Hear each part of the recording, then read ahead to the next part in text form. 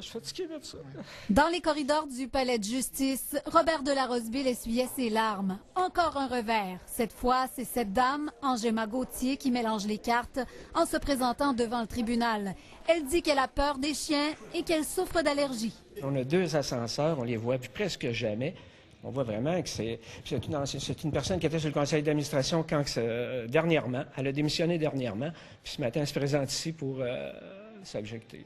Robert de la Roseville avait conclu une entente en juillet avec le syndicat de l'immeuble pour rester dans son condo avec son chien guide, à condition qu'il soit considéré comme un cas exceptionnel.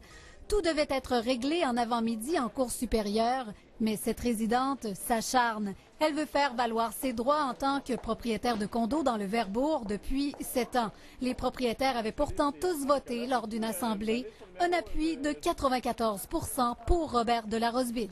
On a voté contre ça, puis on voulait que ça arrête.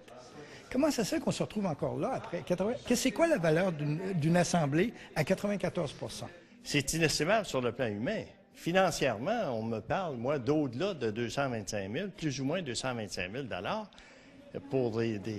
pour Robert qui a beaucoup de frais, mais pour aussi les copropriétaires. La dame de 74 ans veut se représenter seule. Elle devra fournir un rapport médical comme quoi elle souffre d'allergie. C'est du harcèlement, tout simplement. Ils essaient de s'obstiner puis d'essayer de nous rendre malades. C'est le 19 septembre prochain qu'on en saura davantage sur les raisons qui motivent cette dame à sortir de l'ombre aujourd'hui. Dany Côté, TVA Nouvelles, à Québec.